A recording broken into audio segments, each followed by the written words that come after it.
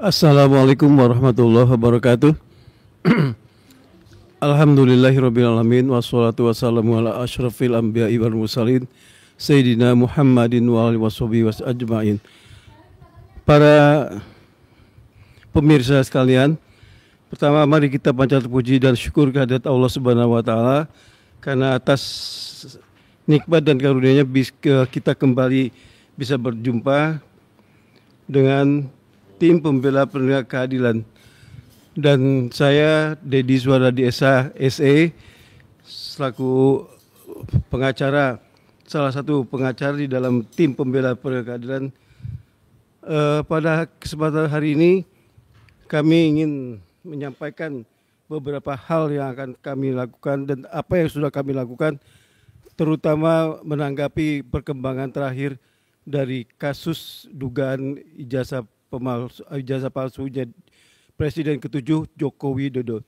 Untuk itu kami serahkan kepada Pak Koordinator, ke Dr. Tifa dulu pertama kali yang akan menyampaikan bagaimana pandangan beliau tentang menanggapi statement Rektor UGM yang terakhir itu. Terima kasih.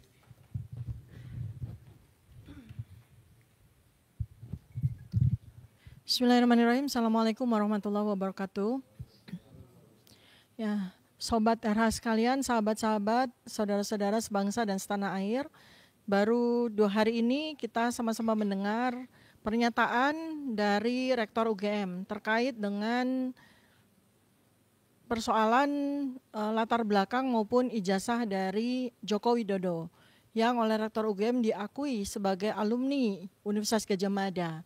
Tetapi yang sangat menarik dan membuat kita semua tersentak adalah pengakuan dari Rektor UGM, Ibu Ova Emilia, yang secara jelas menyatakan bahwa Joko Widodo tidak menempuh program studi sarjana langsung, tetapi menempuh program studi sarjana muda. Padahal program studi sarjana muda selama 11 tahun dari sejak zaman beliau menjadi Presiden Republik Indonesia di tahun 2014, kemudian terjadi kriminalisasi yang dialami oleh Bapak Bambang Tri, lalu kemudian 2022 Pak Bambang Tri lagi bersama Gus Nur dikriminalisasi lagi atas persoalan ijazah Joko Widodo. Tidak pernah tersebutkan sama sekali bahwa Joko Widodo pernah mengambil program studi sarjana muda. Bahkan pada tahun 2017 ketika Joko Widodo menghadiri acara reuni di Universitas Gadjah Mada, beliau juga tidak menyatakan bahwa pernah mengikuti perkuliahan dengan program studi sarjana muda. Setelah 8 tahun berlalu, baru kita tahu melalui pernyataan Dirtipidum Bareskrim tanggal 22 Mei 2025 di dalam salah satu dari 34 dokumen yang dipresentasikan oleh Dirtipidum waktu itu, ada terselip beberapa dokumen, salah satunya yang bisa kita lihat pada jejak digital, registrasi tahun 1980 di mana seorang calon mahasiswa bernama Joko Widodo memang melingkari program studi sarjana muda atau SM, dan kemudian diperkuat dengan dokumen berikutnya, yaitu registrasi di tahun kedua, yaitu tahun 1981, 1982, lagi-lagi Joko Widodo melingkari dengan program studi sarjana muda. Dan ini pernyataan dari Dirtipidum Bareskrim bersama dengan pernyataan dari Rektor UGM, Ibu Ova Emilia, sama-sama kontradiktif atau sangat berkebalikan dengan dokumen yang juga pada saat tanggal 22 Mei 2025 itu disampaikan oleh Dirtipidum Bareskrim di salah satu dokumen yang menyatakan bahwa Joko Widodo menempuh program sarjana yang diklaim atau kemudian diperkuat oleh Bareskrim dengan adanya surat kabar kedaulatan rakyat yang menyatakan bahwa Joko Widodo diterima di ujian masuk perguruan tinggi negeri waktu itu, yaitu PP1 di Fakultas Kehutanan dengan nomor urut 14. Artinya dalam beberapa dokumen itu berarti ada yang palsu, berarti ada yang tidak otentik. Termasuk juga apa yang kemudian dinyatakan secara naratif tanpa memberikan dokumen-dokumen pendukung oleh Ibu Rektor UGM bahwa Joko Widodo menempuh program studi sarjana muda. Bahkan pada saat saya, Dr. Tifa, Dr. Roy Suryo, dan Dr. Rismon Sianipar, yang pada tanggal 15 April 2025 secara koinsiden kami mewakili TPUA untuk bertemu dan berdiskusi dengan pihak Rektorat UGM. Pada waktu itu juga ada sekitar 20 orang petinggi, para wakil rektor maupun para petinggi dari UGM sama sekali tidak memberikan sebuah pernyataan satupun terkait dengan bahwa Joko Widodo pernah menempuh program studi sarjana muda. Bahkan pada pertemuan tersebut juga ada beberapa orang yang mengaku sebagai teman kuliah Joko Widodo, di mana mereka semua itu adalah mahasiswa program sarjana di Fakultas Kehutanan UGM tahun 1980. Padahal kalau Joko Widodo ini diterima di program studi sarjana muda, nomor 1 adalah nama dia pasti tidak tercantum di Harian Kedaulatan Rakyat. Karena yang tercantum di Harian Kedaulatan Rakyat adalah calon mahasiswa program studi sarjana.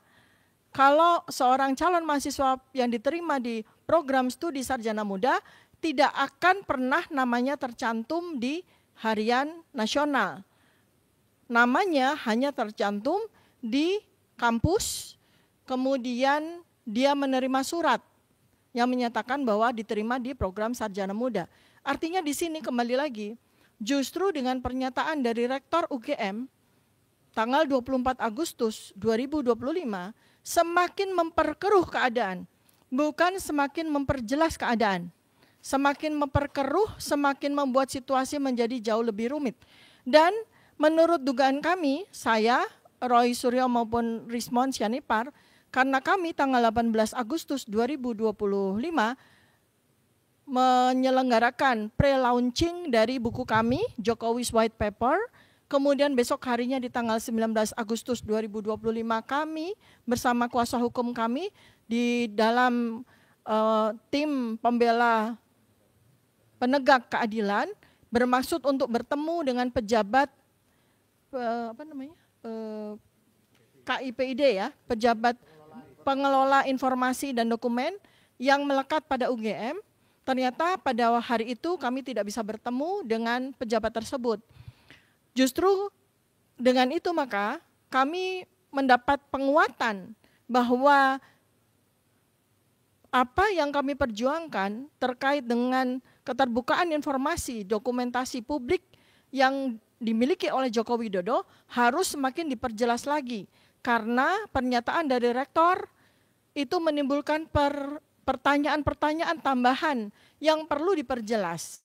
Nah, oleh karena itu maka kami akan melanjutkan langkah kami untuk semakin membuka dan kemudian kami juga akan menuntut kepada Komisi Informasi Keterbukaan Publik dan sekaligus juga nanti kami akan langkahkan apabila UGM tidak juga memberikan dokumen-dokumen yang memperkuat dari persoalan ijazah palsunya Joko Widodo ini, maka kami akan menggugat juga KIP maupun juga kami akan bersurat kepada Presiden dan DPR.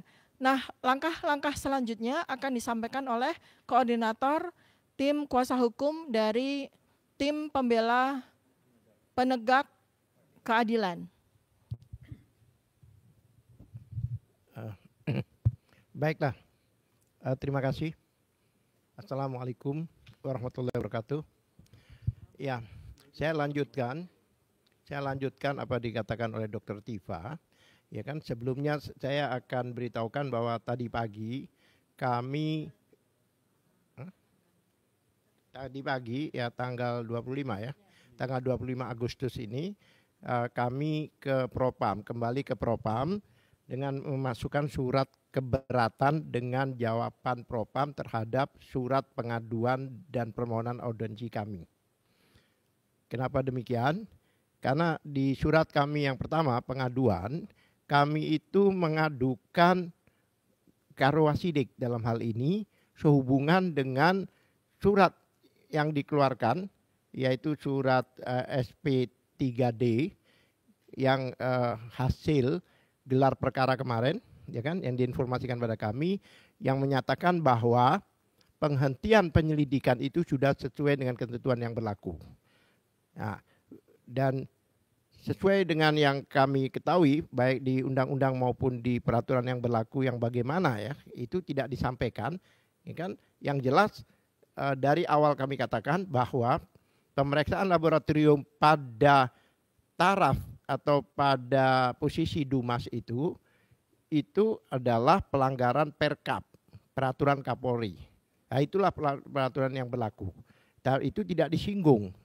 Jelas kami tahu bahwa itu memang ada pelanggaran Perkap, khususnya Perkap nomor 10 tahun 2009, ya kan, tentang pemeriksaan barang bukti, pemeriksaan TKP dan barang bukti melalui laboratorium forensik, khususnya pasal 10 dan pasal 79, 80 dan sebagainya. Itulah sebenarnya ketentuan yang berlaku.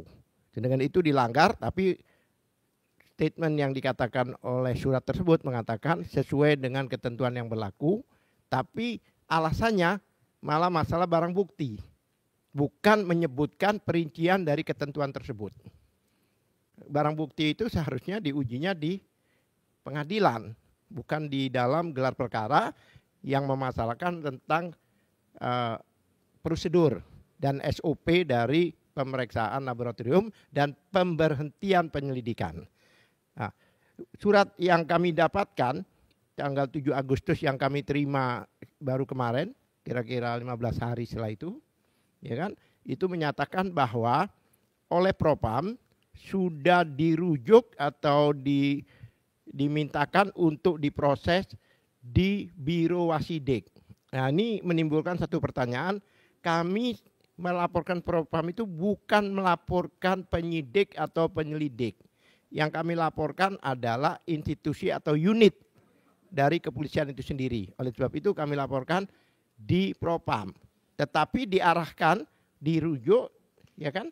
Dikatakan di sini bahwa telah dilimpahkan ke Baru Wasidik Barreskrim Polri. Bagaimana mungkin kami melaporkan Biro Wasidik tetapi disuruh menindaklanjuti adalah Biro Wasidik. Oleh sebab itu kami keberatan dengan surat itu, tadi pagi kami ajukan.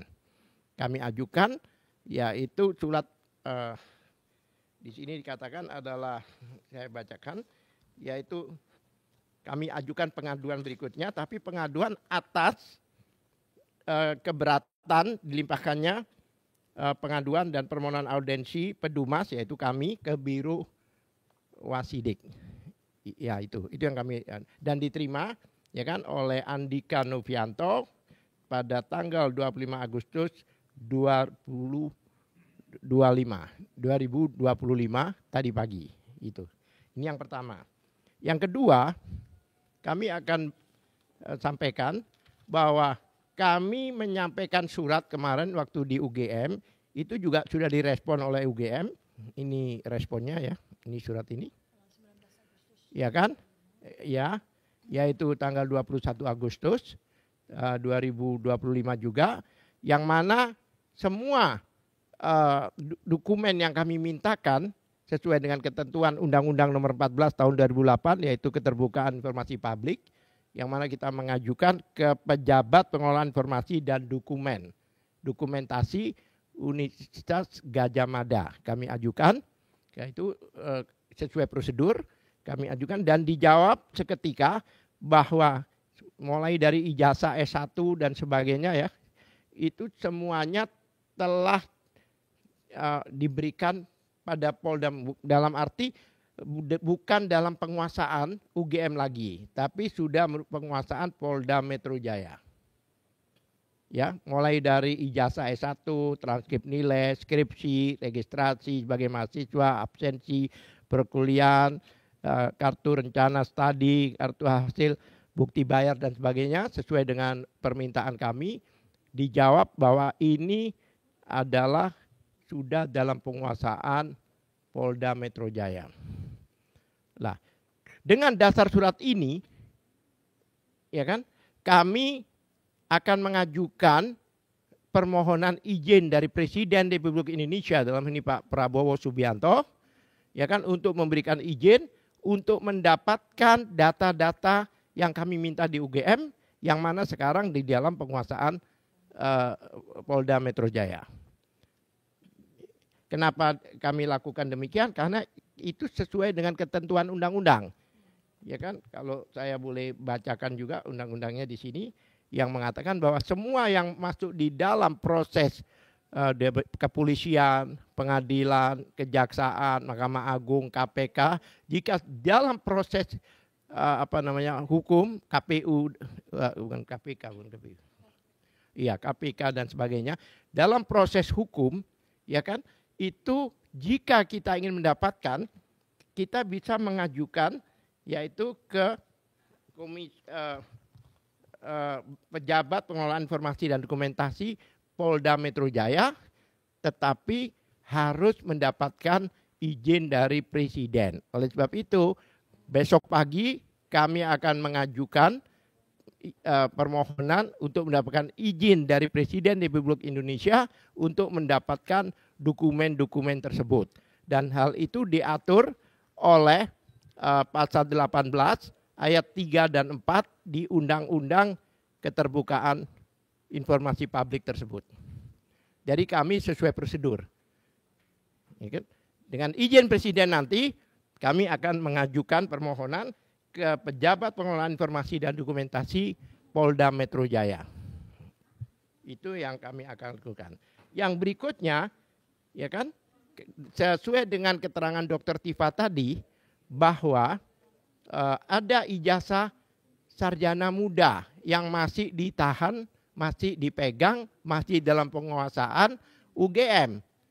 Oleh sebab itu kami ingin mengajukan lagi, bukan ingin mengajukan lagi, akan mengajukan lagi ke pejabat pengelola informasi dan dokumentasi Universitas Gadjah Mada tentang ijazah sarjana muda tersebut. Karena hal itu sudah disampaikan, tersebar di publik bahwa ada ijazah sarjana muda, yang mana di sini tidak disebut bahwa ijazah sarjana muda itu dalam penguasaan Polda Metro Jaya. Berarti masih dalam penguasaan UGM. Oleh sebab itu kami ingin mengajukan surat kembali khusus untuk meminta ijazah sarjana muda tersebut.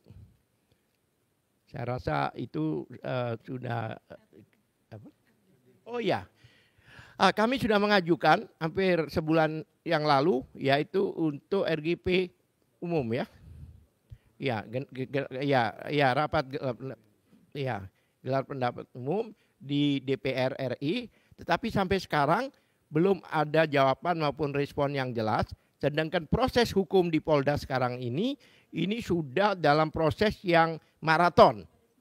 Oleh sebab itu, minggu depan, insya Allah kami akan datang langsung ke Komisi 3 untuk mempertanyakan, bahkan untuk meminta untuk diseriusin. Karena ini sudah masalah nasib orang. Ya, dan jelas bahwa masalah ini bukan hanya masalah 12 orang yang sekarang lagi diproses di Polda, tetapi juga sudah merupakan isu nasional. Jadi sudah merupakan masalah bangsa Indonesia. Jadi tidak boleh artinya diabaikan begitu saja. Ya kan? Sebagai Komisi 3, sebagai lembaga yang kompeten, lembaga yang harus menindaklanjuti masalah ini, ya kan? Sebagai penengah, sebagai apapun juga, kami mohon untuk segera diadakan RGP umum, dan harapan kami dihadapkan dari semua pihak terkait, termasuk dari kepolisian, termasuk dari pihak Joko Widodo, termasuk dari pihak pelapor-pelapor pendamping yang tidak jelas itu semua. Oke, terima kasih.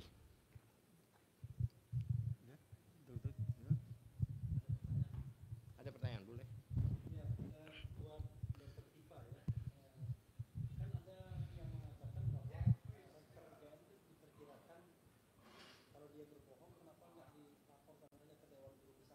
Ya. Ya, baik.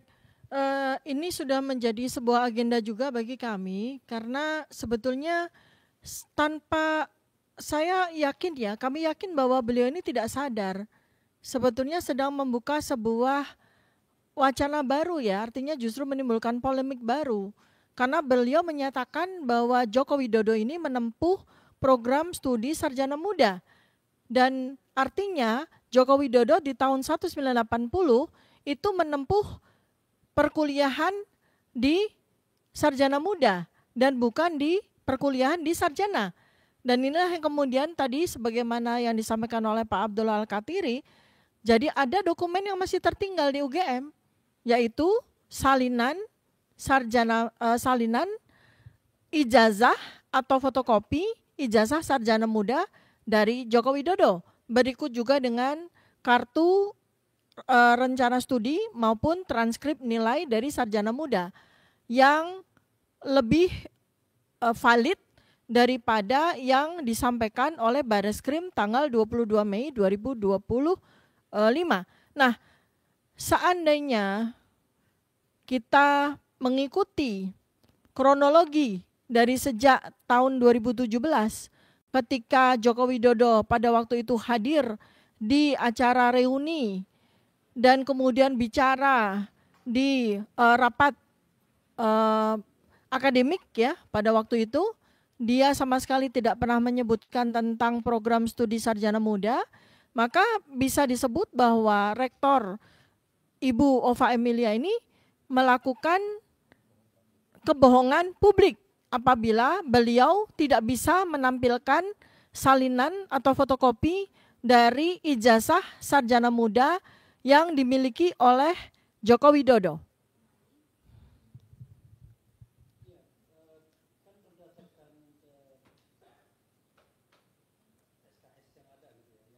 Ya.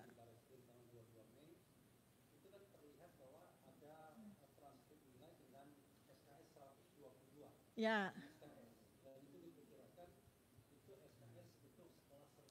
Ya.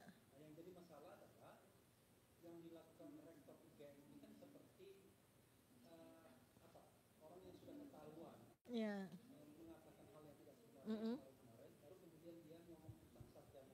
Ya.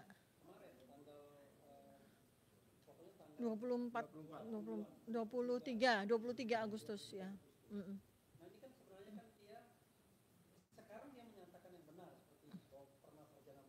Ya. Ya, ya. Ada kemungkinan bohongnya juga, tapi yang kemarin ketika dia tidak pernah menyampaikan bahwa tentang sarjana muda itu adalah sebuah kebohongan. Makanya ada yang mengusulkan karena dia adalah seorang guru besar, tidak hanya seorang rektor. Kenapa masalah ini tidak Dewan Etik? Iya. Iya. Ya, ini saya mau menambahkan tentang persoalan transkrip nilai yang waktu tanggal 22 Mei 2025 itu disampaikan oleh Bareskrim ya. Karena sebagai seorang alumni UGM dan beberapa teman yang lain terutama juga para peneliti kami yaitu Pak Roy Suryo dan Pak Rismon Syanipar juga kami mempertanyakan karena sangat ganjil dan apalagi kami memiliki transkrip asli dari lulusan Sarjana Kehutanan UGM tahun 1985 yang sangat berbeda dengan transkrip nilai yang ditunjukkan oleh Bareskrim pada waktu itu. Jadi kalau Bareskrim itu ada 3 lembar transkrip nilai yang 2 lembarnya itu, 1 lembar itu isinya 122 SKS dan 1 lembar lagi isinya 88 SKS. Kalau jumlahnya 210 SKS. Itu sangat tidak mungkin ditempuh oleh mahasiswa apakah dia menempuh sarjana muda dan kemudian menempuh program sarjana.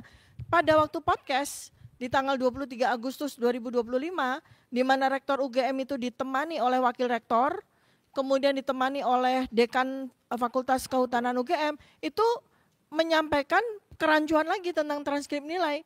Karena Dekan Kehutanan, Sigit Sunarto, menyatakan bahwa Jokowi menempuh program sarjana muda dengan menempuh 122 SKS, ditambah dengan 40 SKS untuk melengkapi program sarjananya. Ini kontradiktif, berbeda sekali dengan dokumen yang disampaikan oleh Bareskrim tanggal 22 Mei 2025.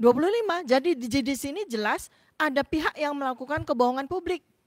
Apakah Bareskrim dengan dokumen yang tidak valid, ya, ataukah pihak Rektorat dan Dekanat UGM ini di podcast mereka tanggal 23 Agustus 2025 yang lalu. Dan ini jelas salah satu dari kedua pihak itu melakukan kebohongan publik, dan ini melanggar apa, pidana? Kebohongan publik. Iya, jelas melanggar undang-undang, baik undang-undang pidana maupun undang-undang KIP, ya. Dan ini jelas kita akan tindak lanjuti.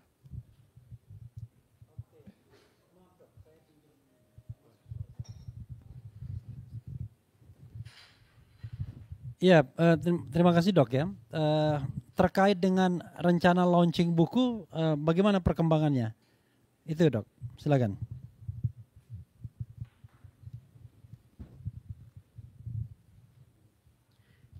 Ya, terkait dengan launching buku Jokowi's White Paper yang ini sudah mengguncang sampai Rektorat UGM juga terbata-bata melakukan podcast gitu ya, dan konferensi pers. Jadi alhamdulillah Jokowi's White Paper ini sudah ongoing untuk menuju dicetak sampai pada 2000 piece, 2000 eksemplar sesuai dengan permintaan yang bertubi-tubi datang dari tidak hanya Indonesia tapi juga banyak dari negara-negara yang lain, ya. Kemudian insya Allah kami akan melakukan grand launching selama 3 kali berturut-turut di Jakarta. Di tanggal 29 Agustus rencananya, tanggal 1 September dan tanggal 3 September nanti. Yang pertama adalah ada di sebuah venue, kemudian nanti ada di Gedung Arsip Nasional rencananya, kemudian nanti di salah satu universitas yang saat ini sedang mencari waktu yang tepat. Kemudian selanjutnya kami akan ke Jogja dan Solo, karena ada beberapa universitas yang sudah siap untuk melakukan seminar dan bedah buku terkait dengan Jokowi's White Paper ini. Kemudian kita untuk terkait dengan tadi pertanyaan bahwa apakah kita akan mengajukan, ya tentu saja ini akan kita segera tindak lanjuti, kita akan mengajukan kepada Dewan Guru Besar. Karena jelas ya bahwa Rektor UGM berani membuat sebuah pernyataan yang sangat berbeda dengan pernyataan yang disampaikan oleh Dirtipidum Bareskrim dan yang disampaikan oleh yang bersangkutan sendiri oleh Joko Widodo. Jadi kita harus konfrontir mana yang melakukan kebohongan publik. Antisipasi gangguan ketika launching diadakan. Oh ya. Ya, ini ada beberapa juga ya. Jadi ada kita sudah approach dengan salah satu venue, dan ternyata venue tersebut juga menyatakan keberatan karena sudah mendapatkan semacam peringatan, warning. Jadi mudah-mudahan tidak terjadi seperti pre-launching waktu di Jogja ya, kita sampai pindah-pindah ke 3 tempat gitu ya. Dan kemudian ketika kita sudah memilih untuk satu tempat di UC, cafe shop ya, itu dimatikan, dilakukan teror, sabotase ya dalam bentuk pemadaman listrik dan AC. Mudah-mudahan nanti grand launching bisa kita antisipasi, dan nanti kami juga tentu saja akan berkonsolidasi kepada beberapa pihak ya untuk supaya acara grand launching tidak diganggu seperti yang terjadi pada waktu pre-launching tanggal 18 Agustus. Launching tetap tanggal 29, dan bagaimana cara memesan buku kalau seandainya memang pemirsa pengen memesan buku?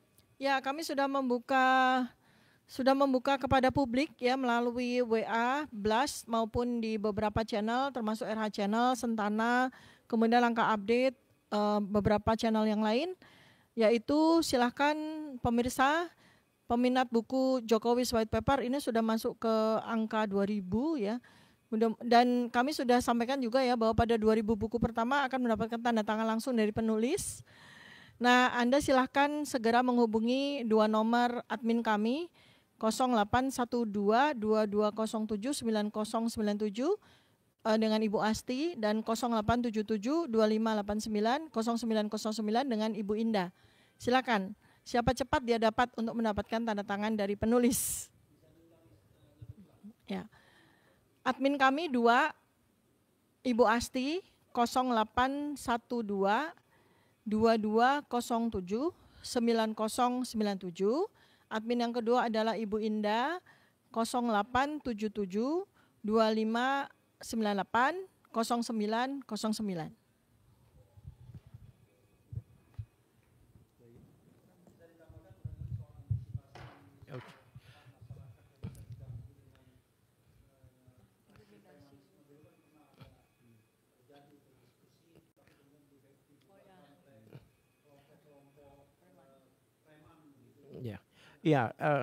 Ya, ini karena launching itu ada sesuatu yang legal ya, bukan sesuatu yang melanggar hukum, maka kami juga akan persiapkan beberapa satuan keamanan, ya kan, baik yang kita bentuk maupun dari masyarakat pada umumnya. Karena masyarakat juga tidak mau adanya gangguan-gangguan sehubungan dengan launching sesuatu yang sifatnya tidak ada pelanggaran hukum.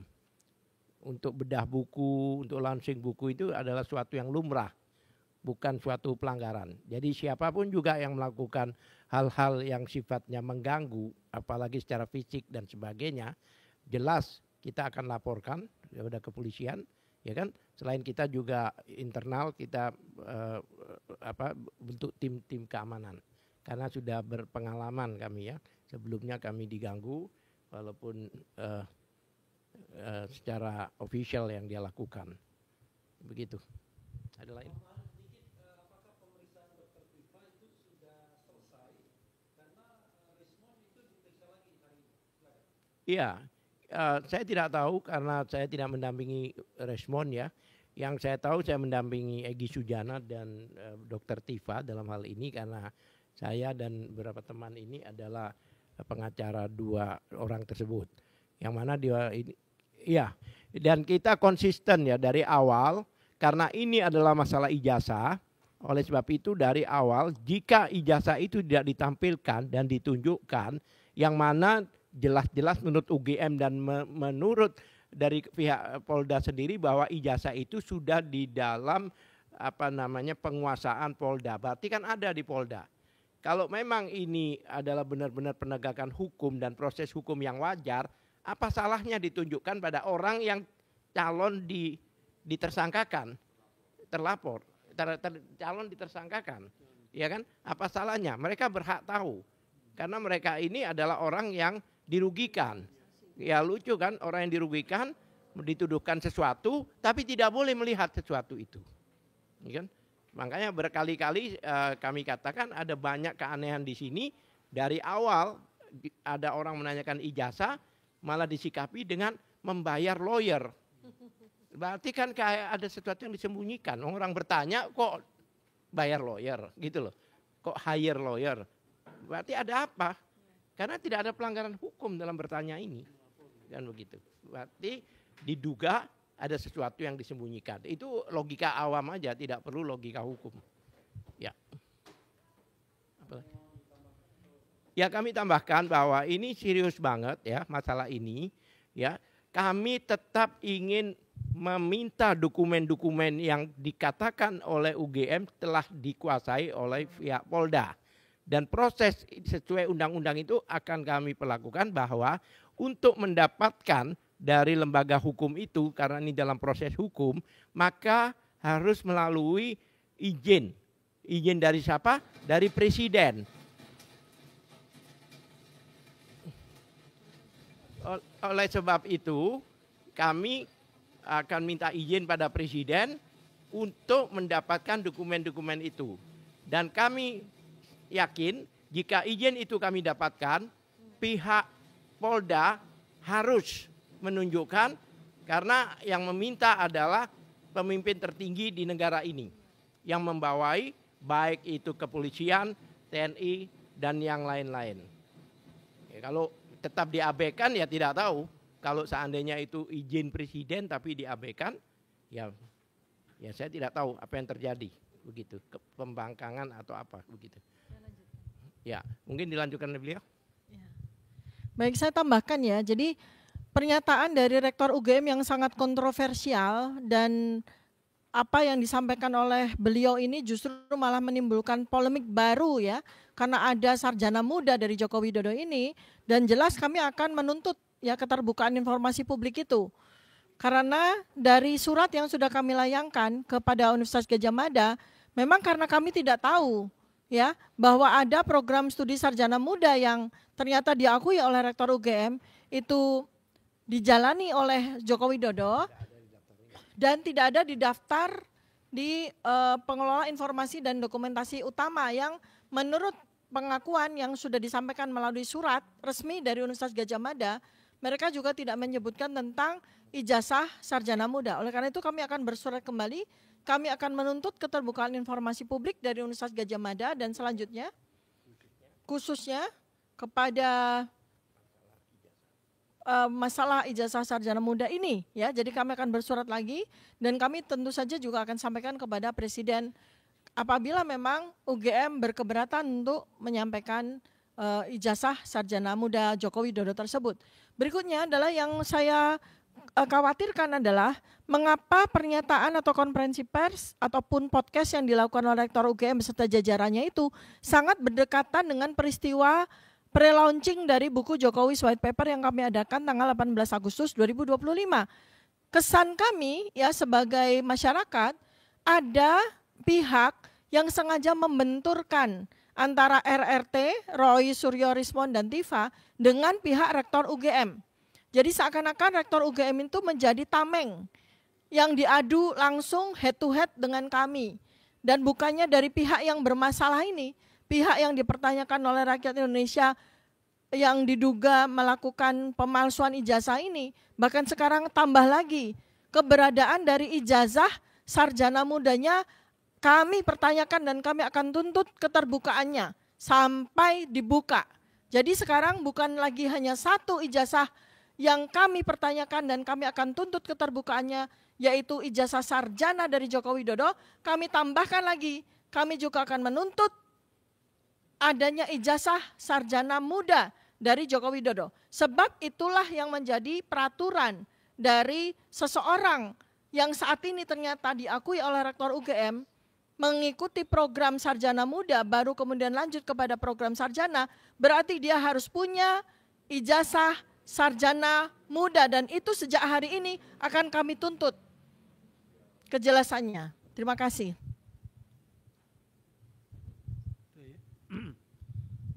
Ya, demikian tadi penjelasan dari Dr. Tifa dan rekan kami Habib Al-Katiri.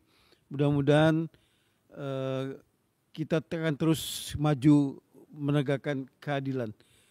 Dan untuk itu kami mohon doa dari para pemirsa sekalian, semoga Allah meridhoi segala langkah kami semuanya demi tegaknya kebenaran dan keadilan di negeri yang kita cintai ini. Amin ya rabbal alamin. Assalamualaikum warahmatullahi wabarakatuh. Waalaikumsalam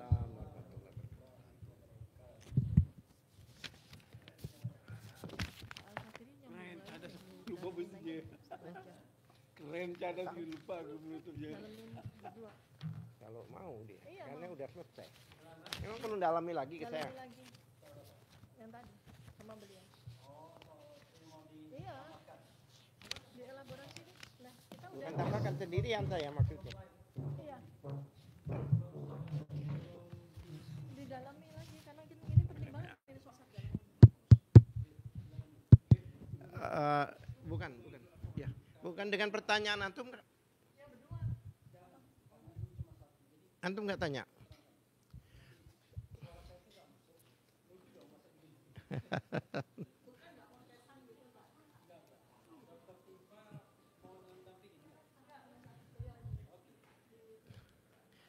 Baiklah, memang di sini saya tambahkan ada beberapa hal. Masalah sarjana muda ini bukan masalah yang ringan ya. Artinya ada pengakuan akhir ya kan, dari rektor sendiri bahwa memang ada ijazah sarjana muda. Ini satu isu yang baru, yang mana isu ini tetap akan kita tindak lanjuti, itu jelas. Ya kan? Kemudian ada beberapa yang seharusnya pada waktu dekat ini yang kami akan lakukan, yaitu kami akan datang langsung ke DPR khususnya Komisi 3, ya, tidak menunggu undangan dari mereka. Kami akan datang langsung untuk meminta dengan sangat untuk dilakukan RGP, rapat dengar pendapat langsung, karena ini sangat-sangat dibutuhkan oleh kami supaya benar-benar diadakan satu gelar atau satu audiensi atau gelar dengar pendapat di sana, yang mana agar seluruh bangsa Indonesia, seluruh rakyat Indonesia mengetahui apa yang terjadi. Karena gelar perkara kemarin itu tertutup, tidak diketahui oleh seluruh rakyat Indonesia. Tapi dengan diadakan audiensi di Komisi 3 DPR RI, maka akan memberikan satu informasi, memberikan satu keterangan sangat terbuka, seterbuka-terbukanya, ya kan, agar rakyat Indonesia mengetahui apa sebenarnya yang terjadi.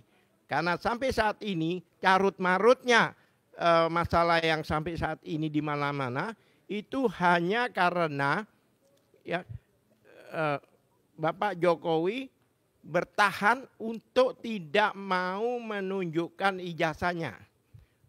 Bahkan diberikan disita oleh Polda Metro Jaya, sehingga kalau ada orang bertanya kenapa ijazahnya lagi pada yang bersangkutan, akan dikatakan bahwa ijazahnya tidak ada di tangan beliau, tapi di tangan sudah dikuasai oleh Polda Metro Jaya. Bukan hanya ijazah, tapi juga dokumen-dokumen lain. Ya kan? Nah, tujuan kami besok untuk mengajukan surat izin ke Presiden Prabowo itu bukannya hanya karena kami pengaduan, tapi itu sudah merupakan amanat dari undang-undang itu sendiri, yaitu pasal 18 ayat pasal 18 ayat 3 dan ayat 3 dan 4. Ya kan? Jika dalam proses hukum baik itu oleh kepolisian, kejaksaan, pengadilan maupun KPK, maka untuk mendapatkan informasi itu, untuk mendapatkan dokumen-dokumen itu, kita harus mendapatkan izin dari Presiden. Dan insya Allah Presiden akan memberikan izin untuk kami mendapatkan dokumen-dokumen tersebut, sehingga kami bisa mengkonfirmasi atau mencocokkan dengan dokumen-dokumen yang ditunjukkan oleh Barreskrim kemarin. Nah, selain itu kami juga akan mengajukan surat untuk meminta dokumen khususnya ijazah yang dilegalisir ya pada KPU, baik itu KPUD Solo, KPUD Jakarta maupun KPU Pusat. Karena setiap lembaga itu, karena itu lembaga publik yang tentunya ada namanya pejabat pengelolaan informasi dan dokumentasi. Kami akan mengajukan pada mereka untuk mendapatkan fotokopi ijazah yang dilegalisir yang digunakan waktu itu untuk persyaratan menjadi pejabat, yaitu menjadi wali kota, gubernur, dan presiden. Jadi kami dalam waktu dekat ini kami juga akan mengajukan agar supaya terang benderang, karena faktanya ijazah yang selama ini itu penggunaannya adalah yang sebagai wali kota, sebagai gubernur, dan sebagai presiden, itu semuanya ada di KPUD maupun KPU Pusat. Jadi kami mengajak, dan mereka harus sesuai Undang-Undang Nomor 14 Tahun 2008 harus merespon permintaan kami tersebut. Jika tidak, kami akan memproses lebih lanjut sesuai dengan ketentuan undang-undang yang berlaku. Terima kasih.